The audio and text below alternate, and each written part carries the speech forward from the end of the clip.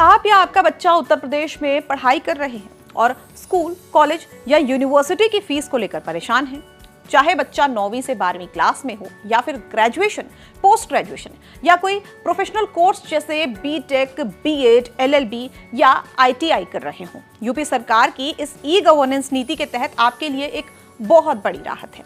आज हम बात करने वाले हैं यूपी सरकार के ऑफिशियल स्कॉलरशिप पोर्टल के बारे में, जहां पर रजिस्ट्रेशन करके आप अपनी पढ़ाई के लिए सरकारी स्कॉलरशिप और फीस भरपाई का लाभ उठा सकते हैं। नमस्कार, मैं हूं उपासना और आप देख रहे हैं यूपी तक। आज हम उत्तर प्रदेश सरकार के एक और बेहतरीन डिजिटल कदम यानी यूपी स्कॉलरशिप पोर्टल के बारे में बात कर रहे हैं। इस वीडियो में हम सबसे जरूरी बात जानेंगे कि कौन कौन इस स्कॉलरशिप के लिए पात्र है, यानी किसे ये पैसा मिल सकता है, कौन कौन इसके लिए एलिजिबल है, इसके फायदे क्या कुछ हैं और आप घर बैठे ऑनलाइन आवेदन इसके लिए कैसे कर सकते हैं। तो सबसे बड़ा सवाल ये कि क्या आपको ये स्कॉलरशिप मिल सकती है। आइए सबसे पहले इस नीति के लिए पात्रता यानी एलिजिबिलिटी को ध्यान से समझ लेते हैं। यूपी सरकार ने इसके लिए कुछ नियम जो हैं वो तय किए हैं। सबसे पहली शर्त तो इसमें यह है कि छात्र को उत्तर प्रदेश का स्थायी निवासी होना चाहिए। इस पोर्टल पर जनरल, ओबीसी, एससी, एसटी और माइनॉरिटी यानी सभी वर्गों के छात्र आवेदन कर सकते हैं, लेकिन पारिवारिक आय ये सबसे जरूरी पॉइंट है। अगर आप एससी एसटी कैटेगरी से हैं तो आपके परिवार की सालाना आय 2.5 लाख रुपए से ज्यादा नहीं होनी चाहिए।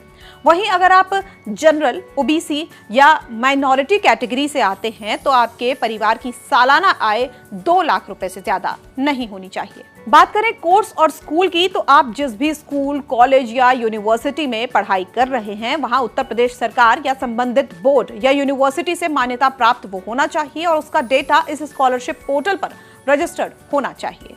आपकी पढ़ाई के स्तर के हिसाब से इस पोर्टल पर 3 मुख्य कैटेगरीज में आवेदन होते हैं। प्री मैट्रिक यानी कक्षा 9वीं से 10वीं के छात्र, पोस्ट मैट्रिक इंटरमीडिएट यानी कक्षा 11वीं और 12वीं के छात्र, post matric other than inter यानी 12वीं के बाद वाले सभी कोर्सेज जैसे BA, BSc, MA, diploma, medical या इंजीनियरिंग करने वाले छात्र।